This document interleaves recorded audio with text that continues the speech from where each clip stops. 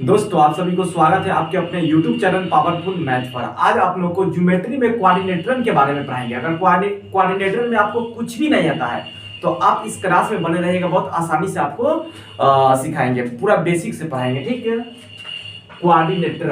आज कोऑर्डिनेटर के बारे में, कोऑर्डिनेटर का जो क्लास होगा वो फर्स्ट क्लास होगा। ठीक है,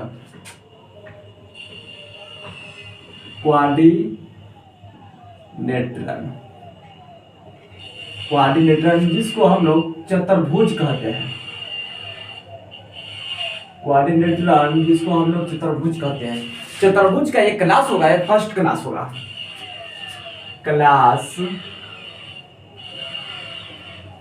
फर्स्ट क्लास होगा। ठीक है, इससे पहले हम लोग ज्योमेट्री में क्या क्या पढ़नी है पहले उसके बारे में जानते थे, उसके बाद फिर हम लोग कोऑर्डिनेटर पर चलेंगे। ठीक है, ज्योमेट्री में हम लोग लाइन एंड एंगल पूरा पढ़ चुके हैं। लाइन एंड एंगल पूरा पढ़ चुके हैं। दूसरा में ट्रायंगल पढ़ चुके हैं, ट्रायंगल।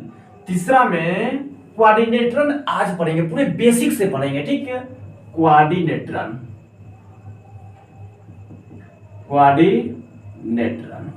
आज कोऑर्डिनेटर के बारे में जानेंगे।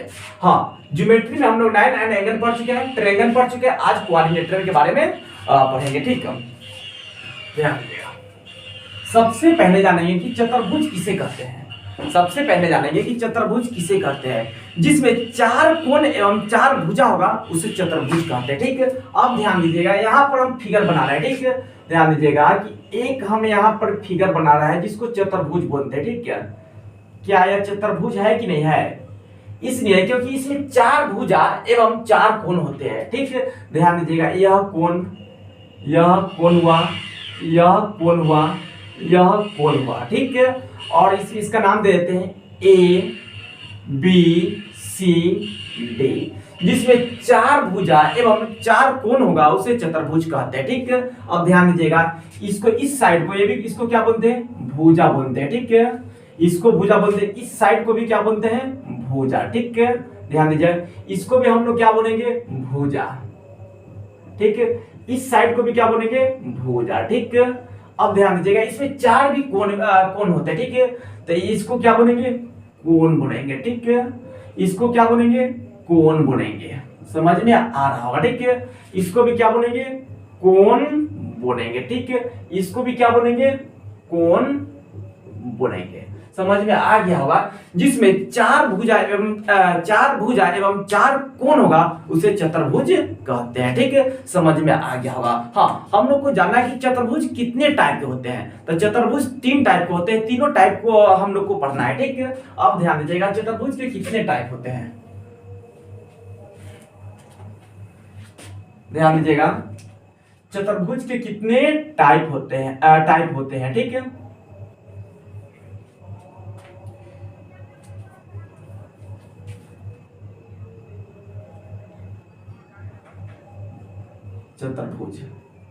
चतुर्भुज के तीन टाइप होते हैं। याद रखिएगा, चतुर्भुज के कितने टाइप होते हैं? तीन टाइप। समचतुर्भुज, समानांतर चतुर्भुज, समनम चतुर्भुज। ठीक है, ध्यान दीजिएगा, चतुर्भुज के तीन टाइप होते हैं। ठीक है, पहला टाइप को हम लोग बोलते हैं समचतुर्भुज।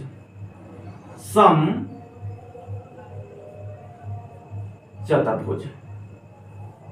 पहला टाइप को क्या बोलते हैं? समचतुर्भुज। दूसरा टाइप को बोलते हैं समानांतर चतुर्भुज। ठीक है, समानांतर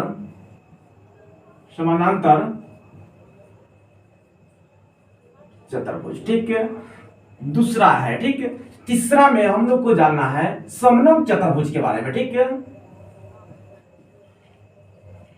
समनम चतुर्भुज। ठीक है, समनम चतुर्भुज के बारे में ध्यान दीजिएगा।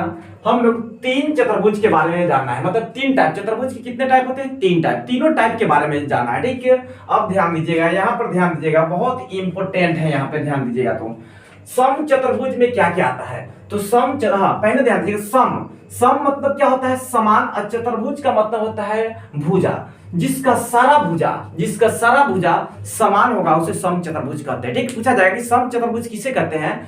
तो जिसका सारा भुजा समान होगा उसे सम चतुर्भुज कहते हैं। ठीक है, ध्यान दीजिएगा, सम मतलब समान, चतुर्भुज मतलब भुजा। ठीक है, मतलब भुज मतलब भुजा भी बोल सकते हैं। ठीक है, ध्यान दीजिएगा, जिसका सारा भुजा समान होना चाहिए। जैसे में ध्यान दीजिएगा, यहाँ वर्ग बना रहे हैं,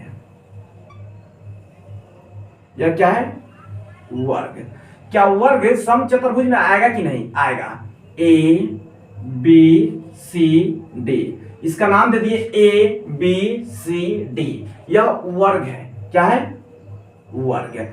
अब ध्यान दीजिएगा, यह वर्ग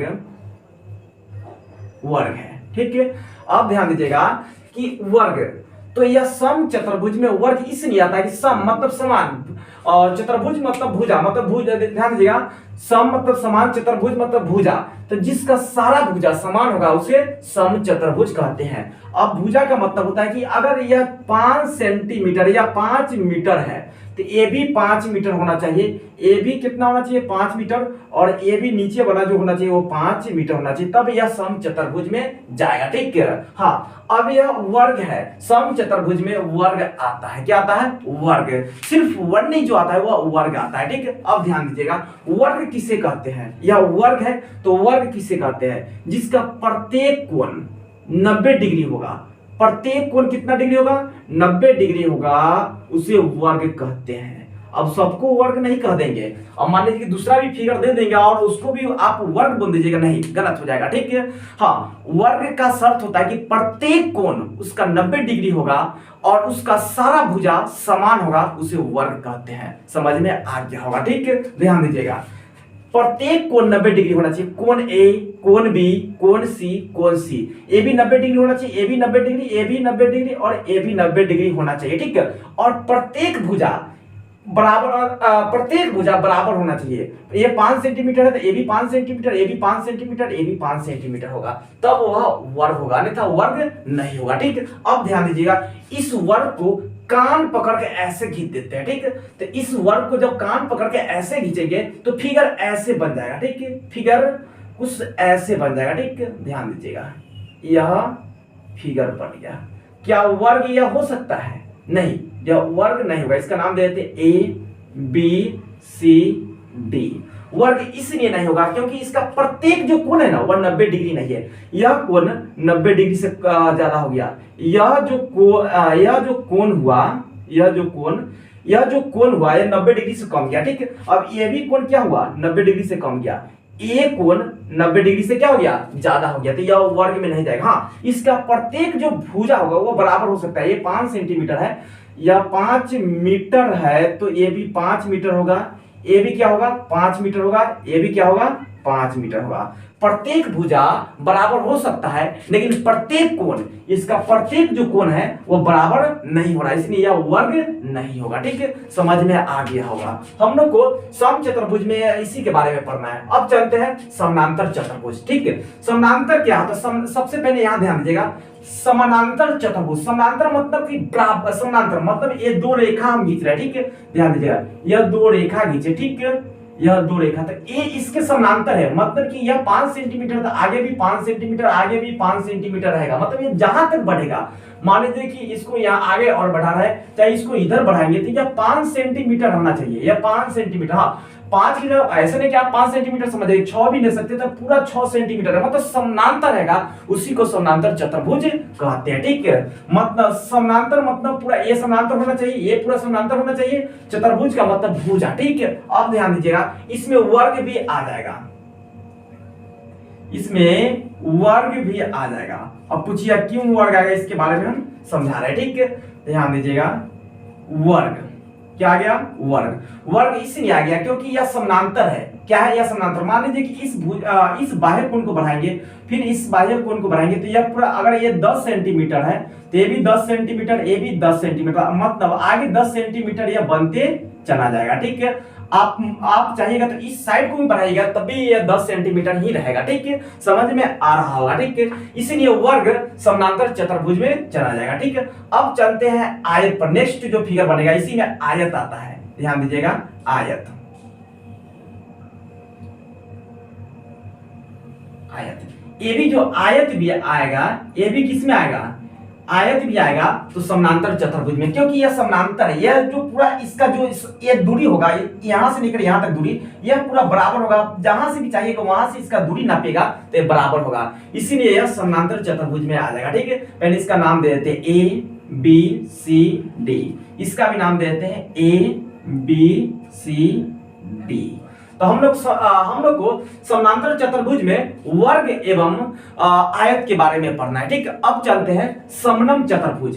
ध्यान दीजिएगा, समनम चतुर्भुज। हाँ, आप चाहिएगा समानांतर चतुर्भुज में तो इसको फिर ऐसे इसको कॉन्फर्म करके ऐसे कीजिएगा, फिर यह नंबर जाएगा तो फिर यह वर्ग। हाँ, अब ध्यान दीजिएगा यहाँ पे कि यह सम चतुर्भुज है तो वर्ग जो होगा वह सम चतुर्भुज में भी रहेगा और समानांतर चतुर्भुज में रहेगा। ठीक है, ध्यान दीजिएगा, यह वर्ग जो है वह सम चतुर्भुज में भी आएगा और समानांतर चतुर्भुज में आएगा। मतलब मेरे कहने का मतलब यह है कि सम चतुर्भुज को समानांतर चतुर्भुज कहा जा सकता है। ठीक है, मतलब सम चतुर्भुज को समानांतर चतुर्भुज कहेंगे, लेकिन समानांतर चतुर्भुज को, ध्यान दीजिएगा, समानांतर चतुर्भुज को सम चतुर्भुज नहीं कहेंगे। क्यों? क्योंकि यह आयत जो है इसमें नहीं आएगा, इसमें आयत नहीं आएगा। समझ में आ गया होगा। और क्यों नहीं आएगा, ध्यान दीजिएगा, आयत इसलिए नहीं आएगा क्योंकि इसका प्रत्येक जो भुजा है वो बराबर नहीं है। अब मान लीजिए कि यह भुजा 5 सेंटीमीटर होगा, ये 5 सेंटीमीटर, तो ये 10 सेंटीमीटर होगा, ये भी 10 सेंटीमीटर। ये नहीं कि 5 देगा, दुगुना नहीं। अब यहाँ आप 12 सेंटीमीटर भी ले सकते हैं या 12 मीटर। इसका वर्ग आयत का दो भुजा समान और दो भुजा असमान होता है। ठीक है, तो यह दो भुजा समान हो गया और ये दो भुजा असमान हुआ। अब वर्ग समानांतर चतुर्भुज में हम लोग को सारा भुजा बराबर देना है, तो क्या सारा भुजा बराबर है? नहीं है, इसलिए यह सम चतुर्भुज में नहीं जाएगा आयत। ठीक है, अब चलते हैं समनम चतुर्भुज में। ध्यान दीजिएगा, समनम चतुर्भुज किसे कहते हैं, पहले हम फिगर बनाते हैं उसके बाद हम समझा देते हैं। ठीक है, ध्यान दीजिएगा, दो ध्यान दीजिएगा, एक इससे मिला दिए। ठीक है, ध्यान दीजिएगा, थोड़ा फिगर गड़बड़ हो रहा है। ठीक है, अब ध्यान दीजिएगा, दो कोण या दो बाहें जो रेखा होगा वो आगे जाके आपस में काट देगा, उसी को समनम चतुर्भुज कहते हैं। ठीक, अब ध्यान दीजिएगा, यह रेखा है तो ये आगे ऐसे जाएगा, फिर यह रेखा कैसे ऐसे जाएगा। ठीक, यहाँ पर काट दिया तो यह काट देगा, इसी को समनम चतुर्भुज कहते हैं। अगर ऐसे याद नहीं रहेगा तो दूसरा तरीका है कि इसका दो कोण समान होगा, दो कोण, ध्यान दीजिएगा, दो भुजा समान होगा और दो भुजा जो है बच गया वह असमान होगा। मतलब कि ये भी इसके बराबर भी नहीं हो सकता। ठीक है, या ऐसे याद रखिएगा कि यह आगे जाकर इसको काट देगा। जब यह काट देगा आगे जाकर तो यह समनम चतुर्भुज में आ जाएगा। ठीक है, अब ध्यान दीजिएगा, यहाँ पर हम फिगर की सहायता से समझाते हैं फिर से। ठीक है, अब मान लीजिए कि यह ऐसे है। ठीक है, यह ऐसे है, यह बाह्य कोण है, बाह्य कोण आगे गया, फिर यह बाह्य कोण आगे, तो यह आपस में काट दिया, इसी को समनम चतुर्भुज कहेंगे। ठीक है, अब ध्यान दीजिएगा, आयत बनाकर हम बताते हैं या वर्ग ही बनाकर बता देते हैं। यह क्या है? वर्ग है। क्या है? वर्ग है। अब यह वर्ग है तो क्या यह आपस में काट सकता? नहीं काट सकता। देखिए, इसको दोनों बाह्य भुजा को बढ़ा रहे हैं, बाह्य भुजा को बढ़ा रहे हैं, इसको भी बाह्य भुजा बढ़ा दिए, क्या काट रहा है? इसको भी बाह्य भुजा आगे बढ़ा दिए, इसको भी बढ़ा दिए, क्या काट रहा है? नहीं काट रहा है, इसलिए यह समनम चतुर्भुज में वर्ग नहीं आएगा या आयत नहीं आएगा। ठीक, समझ में आ गया होगा, समझ में आ गया होगा। अब चलते हैं अब चलते हैं सम चतुर्भुज के बारे में एक एक बेसिक पॉइंट को पढ़ते हैं कि सम चतुर्भुज में क्या क्या हम लोग को पढ़ना है। ऐसे सम चतुर्भुज में हम लोग को वर्ग के बारे में पढ़ना नहीं कि वर्ग में हम लोग को क्या निकालना पड़ेगा, परिमाप, विकर्ण, क्षेत्रफल, इस के बारे में अब डिस्कशन करते हैं। ठीक है, ध्यान दीजिएगा,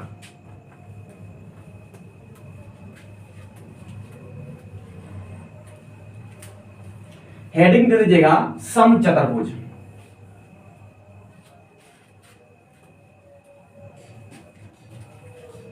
हेडिंग दे दीजिएगा सम चतुर्भुज। ठीक है,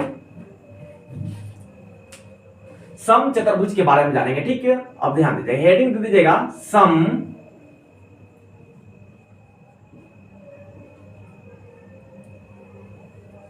चतुर्भुज।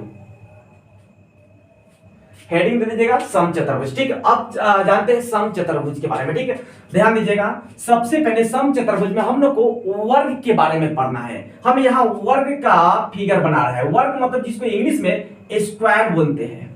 इंग्लिश में क्या बोलते हैं? स्क्वायर। ठीक है, यह वर्ग है। इसका सारा जो भुजा होगा वो समान होगा। पहले इसका नाम दे देते हैं ए बी सी डी।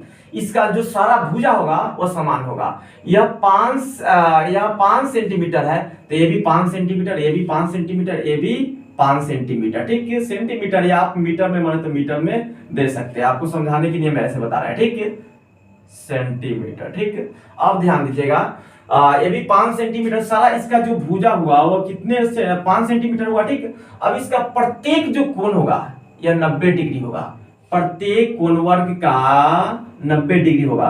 जब पूछा जाएगा कि वर्ग किसे कहते हैं, वर्ग किसे कहते हैं, तो जिसका प्रत्येक कोण 90 डिग्री एवं प्रत्येक भुजा बराबर होगा उसे वर्ग कहते हैं। ठीक है, समझ में आ गया होगा। ठीक है, अब ध्यान दीजिएगा, यह कोण जो होगा यह 90 डिग्री होगा। आप कॉपी में नोट करते जाइएगा। ठीक है, यह 90 डिग्री, यह भी 90 डिग्री। इसका प्रत्येक कोण 90 डिग्री हुआ, प्रत्येक भुजा क्या हुआ? समान हुआ, मतलब बराबर हुआ। ठीक है, अब ध्यान दीजिएगा कि अब यहाँ 90 डिग्री यहाँ दे देते हैं। ठीक है, अब यह जो खींचा गया इसको विकर्ण कहते हैं। इसको क्या कहते हैं? विकर्ण कहते हैं। ठीक है, इसको विकर्ण कहते हैं। क्या कहते हैं? विकर्ण। इसको विकर्ण कहते हैं। ठीक है, ध्यान दीजिए, वर्ग में कितने विकर्ण खींचा जा सकता है? तो 2 ही विकर्ण खींचा जा सकता है। ठीक है, एक विकर्ण यहां पर खींचा गया, दूसरा विकर्ण यहां पर खींच दिए, इसको भी क्या कहेंगे? विकर्ण कहेंगे। ठीक है, अब फिगर में नहीं समझ में आ रहा होगा तो ध्यान दीजिए, यहां साफ साफ फिगर बना रहे हैं दूसरा। ठीक है, ध्यान दीजिएगा, यह क्या है? वर्ग है। यह क्या है?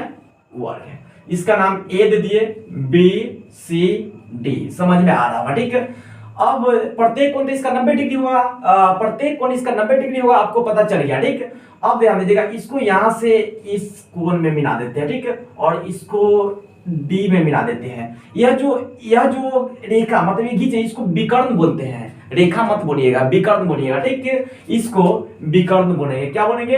विकर्ण। अभी थोड़ा देर पहले बताया। ठीक है, इसको क्या बोलेंगे? विकर्ण बोलेंगे।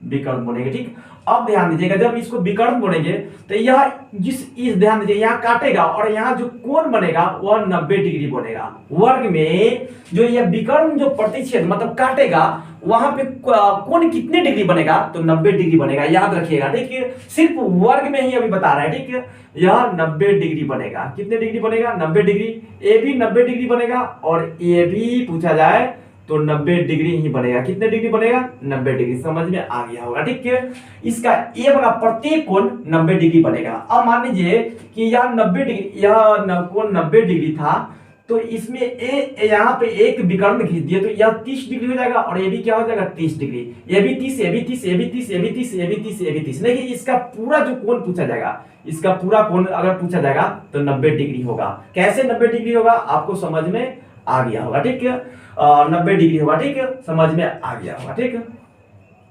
अब ध्यान दीजिएगा, इसका प्रत्येक जो यह कोण बन रहा है अंत मतलब अंदर, वह 90 डिग्री है। ठीक है, अब ध्यान दीजिएगा, विकर्ण भी आपको समझ में आ गया। अब ध्यान दीजिए, कुछ पॉइंट हम यहाँ पे लिख रहे हैं, उसके बाद हम समझा देते हैं। ठीक है, लिखेंगे कि वर्ग में प्रत्येक कोण 90 डिग्री बनता है। ठीक है, या अब ध्यान दीजिएगा, वर्ग में अंत कोण प्रत्येक 90 डिग्री बनता है। ठीक है, तो ध्यान दीजिएगा, यहाँ पे लिख रहे हैं वर्ग में प्रत्येक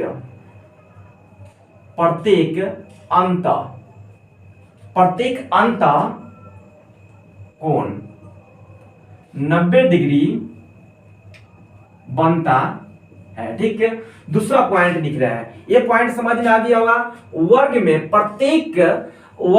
प्रत्येक अंत कोण 90 डिग्री बनेगा। ठीक है, अंत कोण कितने डिग्री बनेगा? 90 डिग्री। या 90 डिग्री। ध्यान दीजिए, अंत कोण इसी को बोलते हैं, इसको अंत कोण। इसको क्या बोलते हैं? अंत कोण। इसी को अंत कोण। ये प्रत्येक जो अंत कोण बनेगा वो 90 डिग्री बनेगा। ठीक है, अब ध्यान दीजिएगा, वर्ग में प्रत्येक अंत कोणों का योग कोनों का योग, कोनों का योग 180 डिग्री होगा। अंतः कोनों का, सॉरी 180 नहीं, 360 डिग्री होगा। कितना होगा? 360 डिग्री, 360 डिग्री होगा। ठीक है, ध्यान दीजिए, वर्ग में प्रत्येक अंतः कोनों का योग कितना होगा? 360 डिग्री होगा। ठीक है, अब ध्यान दीजिएगा, ध्यान दीजिएगा यहाँ पे इस फिगर में यह 90 डिग्री बना, यह 90 डिग्री बना, ये भी 90 डिग्री, यह 90, ये भी 90 डिग्री, ये भी 90 डिग्री, 90 90 90 90 को जोड़ेंगे तो यह 360 डिग्री बनेगा। तो इसी प्रत्येक, ध्यान दीजिएगा, वर्ग में प्रत्येक अंतः कोनों का योग 360 डिग्री होगा। समझ में आ गया होगा। अब चलते, ध्यान दीजिएगा, ये तो समझ में आ गया। ठीक है, अब ध्यान दीजिएगा,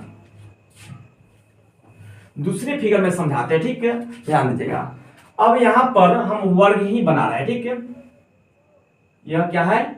वर्ग है। ठीक है, इसका नाम दे देते हैं ए, इसका नाम है बी, इसका नाम है सी, इसका नाम है डी। ठीक है, अब ध्यान दीजिएगा, इसका परिमाप, अब यह जो समतलीय, ध्यान दीजिए, समतलीय लाइन मतलब इसको बोलेंगे, इस लाइन को यहां से लेके यह जो पूरा रेखा है या समतलीय लाइन को जो पूरा जोड़ेंगे तो इसी को आप जैसे में ध्यान दीजिएगा, इस सबको जोड़ देंगे, इस सबको जोड़ देंगे तो हमारे पास इसका परिमाप निकल जाएगा। वर्ग का परिमाप, ध्यान दीजिएगा, वर्ग का परिमाप निकालते हैं। ठीक है, अब ध्यान दीजिएगा, ए बी प्लस, यहां ध्यान दीजिए, परिमाप लिख देते। ठीक है,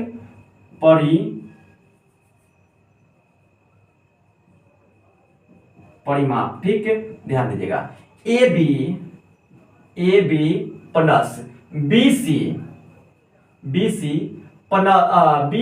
plus A D, sorry C D, B C के बाद सी डी, क्या होगा? C D plus A D. हाँ, वर्ग के प्रत्येक भुजा को हम लोग ए से डिनोट करते हैं। किससे डिनोट करते हैं? ए से डिनोट करते हैं। अच्छा, ए से क्यों लिखते हैं? ए से इसलिए लिखते हैं क्योंकि इसका प्रत्येक जो भुजा होता है वो क्या होता है? समान होता है, इसीलिए ए से डिनोट करते हैं। ठीक है, या ए से लिखते हैं डिनोट, या ए से लिखते हैं, ऐसे भी आप बोल सकते हैं। ठीक है, अब ध्यान दीजिए, ए बी कितने हैं? ए है। ठीक है, प्लस बी सी कितने हैं? ए है। ठीक है, प्लस सी डी, सी और डी कितने हैं? ए है। ठीक है, प्लस, ध्यान दीजिएगा, यह ए है। ठीक है, उसके बाद ए डी कितने हैं? ए है। अब कितने? 1 2 3 4, तो बोल सकते हैं कि 4 ए। तो इसीलिए हम लोग याद रखते हैं या याद करते हैं कि वर्ग का परिमाप 4a। समझ में आ गया होगा। आप लोग रटे होंगे कि वर्ग का जो परिमाप होता है वो परिमाप निकालते हैं, उसका फार्मूला जो होता है वो 4a। आप लोग यही रटे होंगे। ठीक है, 4a। ठीक है, फार्मूला समझ में आ गया होगा। ठीक है, 4a। अब इसका अर्ध परिमाप बना जाएगा तो क्या करेंगे? यहां ध्यान दीजिएगा, अर्ध परिमाप,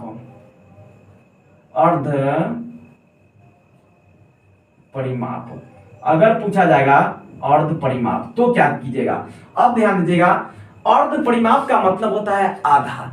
इसका वर्ग का पूरा जो परिमाप है वो 4a है, तो आधा निकालने के लिए 2 से भाग दे देंगे। अब ध्यान दीजिएगा, 2 से भाग देंगे, 4a में 2 से भाग देंगे तो यह जो फार्मूला बनेगा अर्ध परिमाप का। अगर अर्ध परिमाप कहेगा निकालने के लिए तो मेरा फार्मूला है 4a/2। समझ में आ गया होगा। ठीक है, अब अर्ध परिमाप पे आप सीख गए, परिमाप भी सीख गए। ध्यान दीजिएगा, परिमाप भी निकालना सीख गए और अर्ध परिमाप भी निकालना सीख गए। अब चलेंगे विकर्ण। इसका विकर्ण कैसे निकालते हैं वर्ग का? ठीक है, आप स्क्रीनशॉट ले लीजिए या आप वीडियो रोक कर लिखिएगा। ठीक है, ध्यान दीजिएगा, हम इसको मिटा रहे हैं। ठीक है,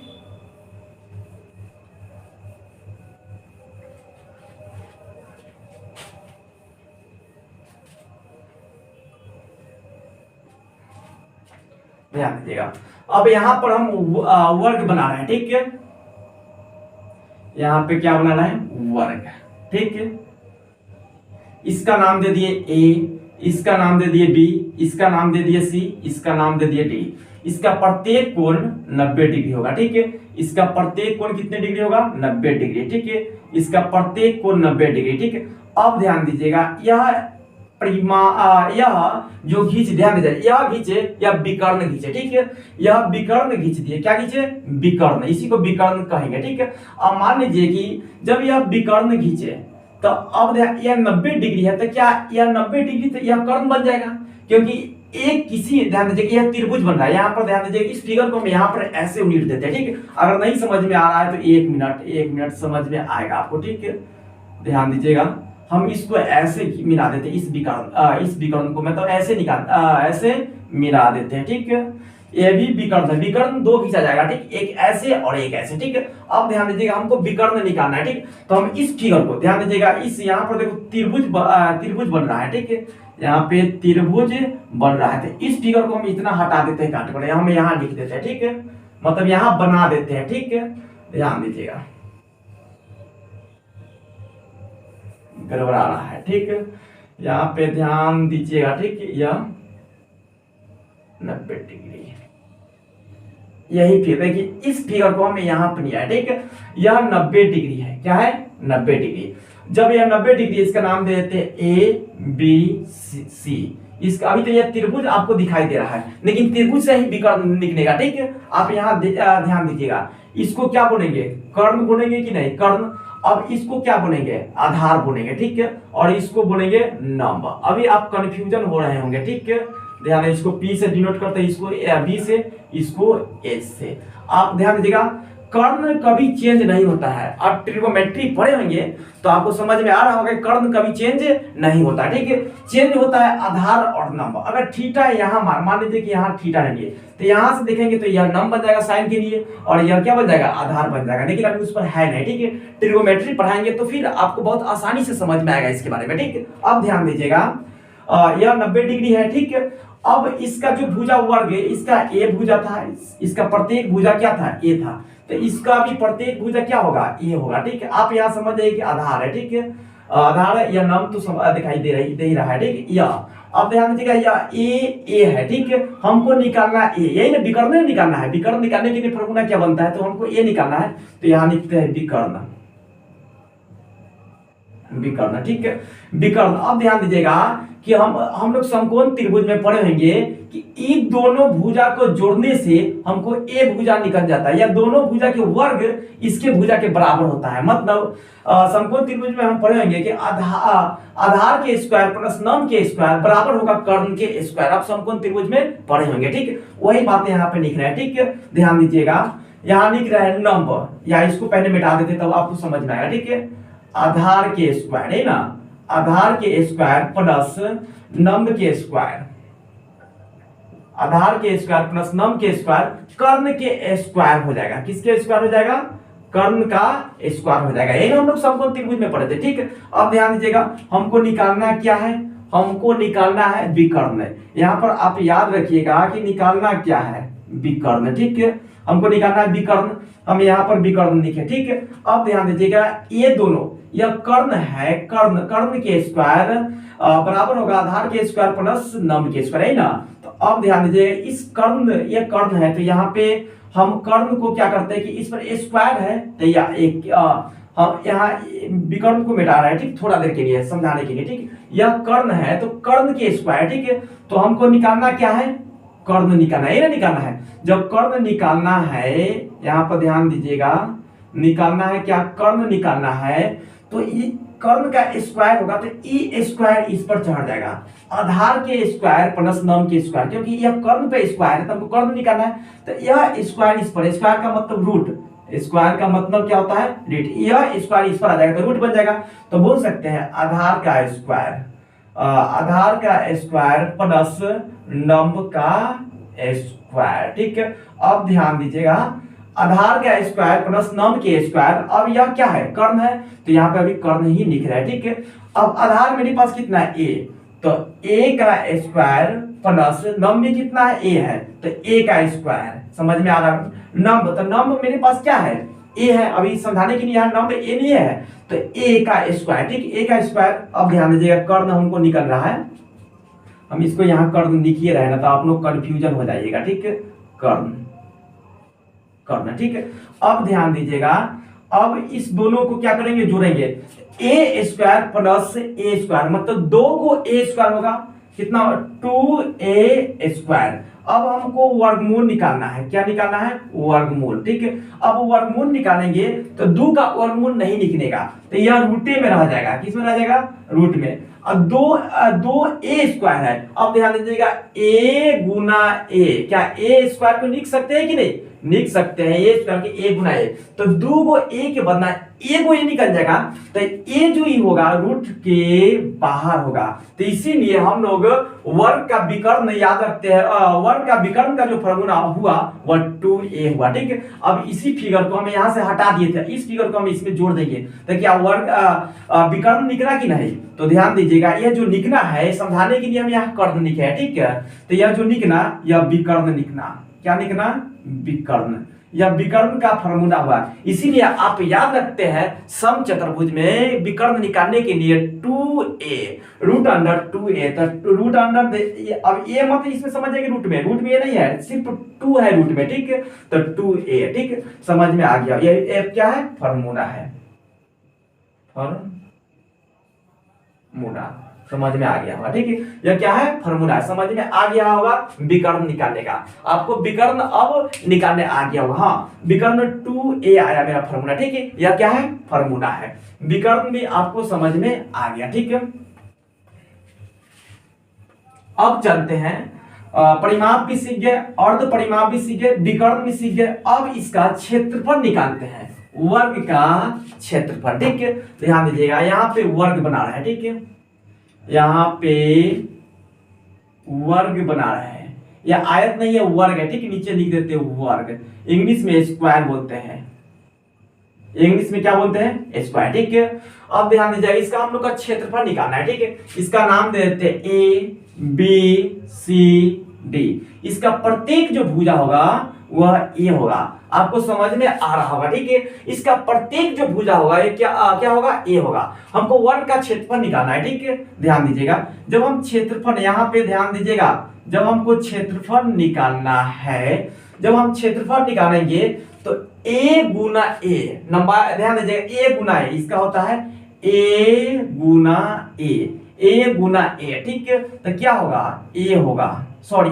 ए स्क्वायर हो जाएगा, क्या हो जाएगा, ए स्क्वायर। तो हम लोग इसीलिए याद रखते हैं वर्ग का क्षेत्रफल का फॉर्मूला ए स्क्वायर। समझ में आ गया होगा। ठीक है, समझ में आ गया फॉर्मूला। ठीक है, क्षेत्रफल। अब ध्यान दीजिएगा, इसी वर्ग को अब कान पकड़ के ऐसे खींच देंगे, तो ध्यान दीजिएगा कुछ इस टाइप का फिगर बन जाएगा। ठीक है, कुछ इस टाइप का फिगर दिखाई देने लगेगा। ठीक है, या वर्ग, ये देखिए, इस वर्ग को ऐसे हम घिस दिए तो क्या इस टाइप का फिगर दिखाई देने लगा। इसका नाम देते ए बी सी डी। ठीक है, इसका नाम ए बी सी डी दे दिया। ठीक है, अब ध्यान दीजिएगा, जो इसका विकर्ण होगा तो ये तो विकर्ण बहुत बड़ा होगा, तो इस टाइप से आप विकर्ण मत निकालिएगा, नहीं तो गलत हो जाएगा। ठीक है, यह फिगर पर निर्भर करेगा कि कैसा फिगर बन रहा है, विकर्ण कैसा बन रहा है, कौन बड़ा है कि छोटा है, तब इसका निकलेगा। ठीक है, अब ध्यान दीजिएगा, इसका क्षेत्र परिमाप तो आप आराम से निकाल दीजिएगा।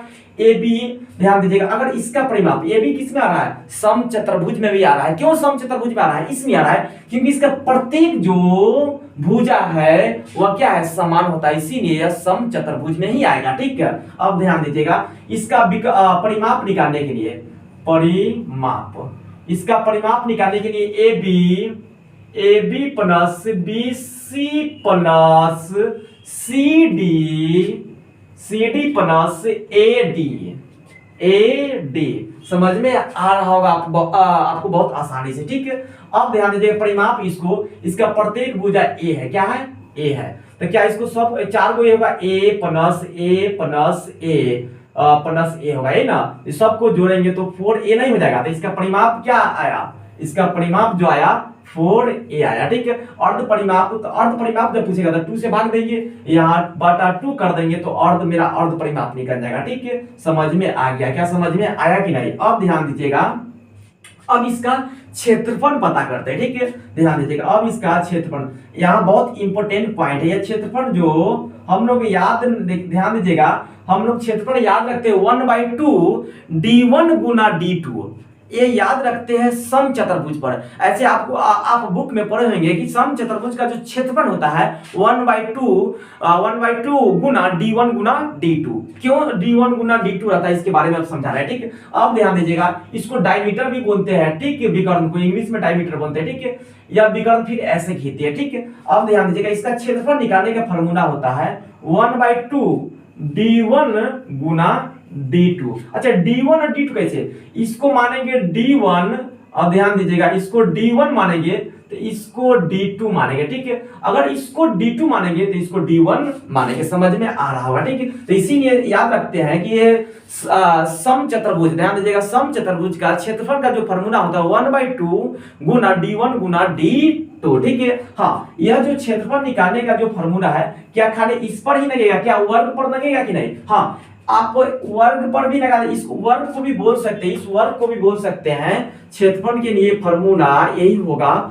1/2 गुना d1 गुना d2। आप माने तो ए फॉर्मूला लगा के इसको बनाइए, चाहे ए स्क्वायर बना फॉर्मूला लगाकर बनाइए, बात बराबर ही आएगा, ठीक है। ऐसे आप लोग याद रखते हुइएगा, सम चतुर्भुज का क्षेत्रफल निकालने के लिए फॉर्मूला 1/2 गुना d1 गुना d2। समझ में आ गया होगा, ठीक है। तो आपका सम चतुर्भुज का इतना ही पूरा बेसिक पॉइंट था, पूरा बेसिक पॉइंट समाप्त हो गया। अगले जो पॉइंट में पढ़ाएंगे, मतलब अगला जो वीडियो बनाएंगे पार्ट 2 आएगा, वो आएगा समानांतर चतुर्भुज के बारे में। हाँ, अगर आपको समानांतर चतुर्भुज का पूरा बेसिक से पढ़ना है तो आप कमेंट कीजिएगा, फिर हम समानांतर चतुर्भुज का पार्ट 2 बनाएंगे, ठीक है। आज के लिए इतना ही, नेक्स्ट मिलते हैं, बेस्ट ऑफ लक।